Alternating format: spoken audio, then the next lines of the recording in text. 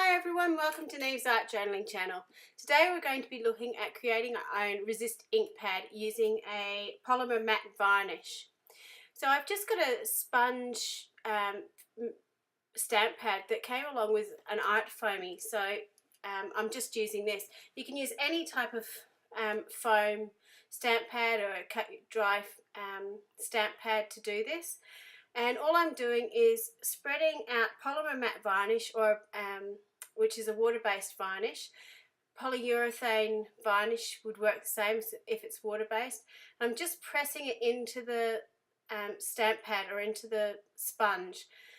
Now, when you're making this, this is a temporary stamp pad. You will need to wash it out after you finish stamping. Otherwise, obviously, because it's a varnish, it's going to go hard. It acts kind of like a glue. Sorry for the bumping. I'm using a stamped by Art by Marlena and just stamping out over the surface. Now this is just me creating samples to see what works and what doesn't. So this is the very beginning of my process of doing this technique. It is a technique that about 18 years ago, I think, I had a go at. I know Julie Van Oosten from Collections used to work with polyurethane varnish to do a sort of a resist technique. So it's based on what she's done before. Now, a lot of people would sort of say, well, we've got resist spray, that would work the same. I can't comment on that because I don't actually have resist spray. The only thing I can comment on is the polyurethane varnish looks the same colour as the resist spray. I do know Tim Holtz has sort of said you can't use it as a stamp ink. So I don't know about that, if this technique would work with that or not. It's up to you to have a go at. Because it is water-based, I'm happy to use it on my stamps. This is the one consideration, that I do wash my stamp after I've used, or wipe it off after I've used this ink. So I'm just stamping over on a whole heap of tags, and basically what I'm doing for this is to test out a whole different range of media on top of it.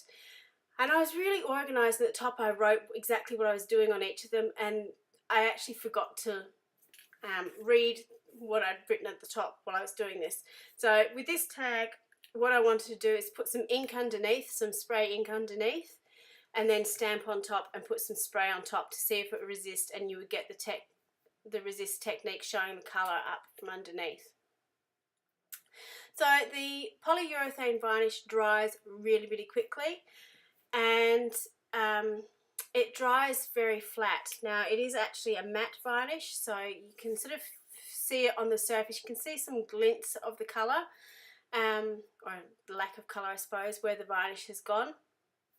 So this is me cleaning off my stamp to make sure the ink doesn't stay on it. And the reason I'm using this instead of doing the same technique with embossing is I want to have something that's flat on my page instead of having embossing. Sometimes in your art journal it's difficult to emboss, particularly up close to the edge of a page. So if I can have a resist technique that I can use within my art journal that's flat rather than the embossing, that's what I'm looking for. So in this technique, what I'm doing is just using a stencil, putting the ink onto my blending tool and just pouncing it. Because it is a little bit liquid, I'm not actually rubbing it, I'm actually pouncing it up and down, which is why my camera is moving so much. But you can see here how it's drying. You can kind of see it on the surface, but it sort of dries into it. Now, some of these work really successfully. You can sort of see the glint there of where it's dried. Some of these don't. So this really is showing you what happens when you do the different techniques. So this is the one I put the ink underneath, and now I'm just putting the resist ink over the top. It always happens after you've cleaned your stamp pad, or your stamp though, doesn't it? With this technique, I've tried it in a few different pages in my journal. I've tried it in Dilution's journal, I've tried it in the Dina Wakley journal. It works really, really well on the cotton rag paper. And that's the one I've found I've had the most success with. So just playing around, I think on watercolor paper it would work really, really well as well. So this technique is just using with distress inks or a dye ink pad, and you can see straight away that it's starting to resist where the ink is. So I'm just using the blending tool to blend a whole heap of different inks over the top. Now I use distress inks because I had them close by, but any ink, a dye ink, would work using this technique, and you can see it's really, really effective, really easy to apply, and you get a really fantastic result. I chose a stamp that I did because it had some bolder images in it, and it had some fine lines as well, because I wanted to make sure it wasn't just on bold areas that this worked. So that's the reason I chose the stamp that I did. Not so much for any design purpose, apart from the fact I quite like it, but it was just an easy one to have lots of different pieces to it. So on my second sample, I'm using watercolours over the top. I'm just using the Jane Davenport colours in darker colours. Now when I first started to do this, I thought, oh, it's not working. But as it started to dry, the image started to come up from below. So it's a very subtle effect. It's not quite as in your face as with the dye inks, but you can kind of see that the resist image coming up through. So I think a lot of this came from the fact that it had the ink or the watercolour sitting on top of where the resist is. Once it dried, it came up from below. But it is very, very subtle. So if you're looking for a subtle effect, I would suggest using the watercolours with it. And now I'm just going back over with a paper towel just to rub off some of the excess ink. I did go in with a wet wipe, but you know, because I was really sensible. Obviously watercolours are water reactive, so you can see the image come up a little bit more, but just be aware that you are pulling off some of the watercolour as you go. Now this is one of the disasters that I had, or one of the ones that didn't work. My thinking behind this was I've gessoed the tag, and I thought that having the gesso in it would give you a really crisp white line come up from behind. It didn't work, and I'm not 100% sure why it doesn't work with a gessoed surface. So I need a bit more experimenting with this. It kind of worked with the dye ink. You can kind of see a little bit of the image coming through, but obviously the varnish and the gesso work in a different way, and they sort of blend in together. So, and I found that when I experimented in my journal as well. When I worked on a gessoed page, it really didn't work. Whereas this is an ungessoed tag, and you can see straight away the resist is working. Now this is using the Dina Wakley acrylic paints, and I did water it down a lot. Obviously, because acrylic paints are quite opaque, if you have too much sitting on the surface, it's obviously going to sort of block it off a little bit. So this is using the acrylic paints again on the tag that I used the stencil on. So I'm using the Dina Wakley up the top, and I'm going to use some dilutions down the bottom. Again, they're just two paints I have sitting on around me, so if it works with these two paints, it should work with every acrylic paint. So all I'm doing now is just blotting off the excess, and you can see that resist coming up really, really clearly. I really loved the stenciled look, and that's something I can see myself using in my art journal a lot, using with the stencils. So this is applying the dilutions paint to the pad, to the tag. Again, just using my fingers, rubbing it in. With these paints, I didn't water them down, and you can sort of see the difference in it. It does work, but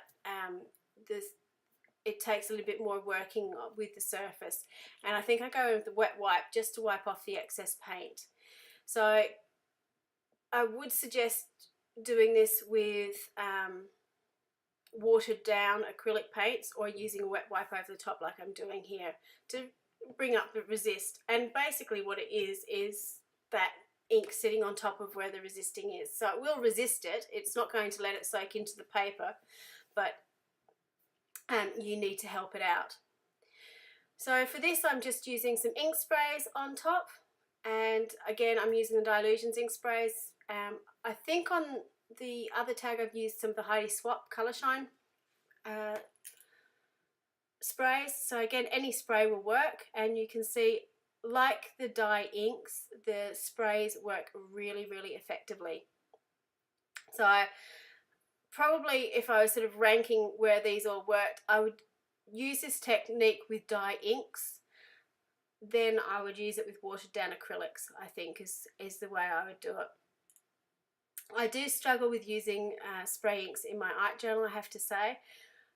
So this is a good technique that I can go back and use. So with the second image, I'd put the ink underneath, and all I've done is put the ink underneath, stamped on top of it, and then put a darker ink over the top. So you get sort of a subtle effect with the colours coming up from below. Now, this was my second disaster. I've got alcohol ink on Yupo, and I've put the acrylic paint over the top. Not the acrylic paint, sorry, the Resist stamp pad, which is the polyurethane varnish. All I'm doing now is waiting to try and find a dark alcohol ink to go over the top. I ended up finding a slate, and I've pounced it over the top, and you can see the Resist come up, and then you can see it go away. And what happened was everything rubbed off, all the alcohol ink, which I was kind of expecting to, but obviously the solvents in the alcohol ink affected the varnish as well, and that rubbed that as well away. Here's a close-up of all the different tags so you can see how they worked, and I work out eventually where the camera is. So I wouldn't suggest using this with alcohol inks. Obviously use the Lift ink to do that, and the Lift ink is the reason why I started to do this, because I love it so much on the alcohol inks. I wanted to recreate that effect with some of my different journal pages. So these are all the sample tags I've now got to go back and have a look at. Here are the samples that I did in my art journal. You can see on the left hand page, this is just using the dye inks, and it worked really well. The right hand page was gessoed, and it didn't. These two pages are in my on the cotton rag, and where it was pure white is obviously the cotton rag paper coming up from underneath. So here's a close-up of all the tags. They ended up looking really, really great. And here's how I used the two pages in my journal. So this is the gessoed page that you can kind of see a subtle effect on the right-hand side of the image, but it's really, really subtle. Whereas on this page, on the left-hand side, you can see that bright white coming up from below. So this is lots of fun to play with. I hope you have a go at trying it. Thank you so much for watching, and I'll see you next time on my channel. Bye for now.